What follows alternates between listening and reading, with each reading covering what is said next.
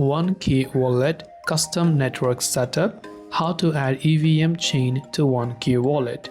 To add a custom EVM chain to your OneKey Wallet, open the OneKey Wallet application, then tap on the multiple dots icon located from the top right hand side.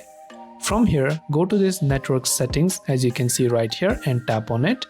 Then tap on the option called Add Custom Network from the very top of the screen.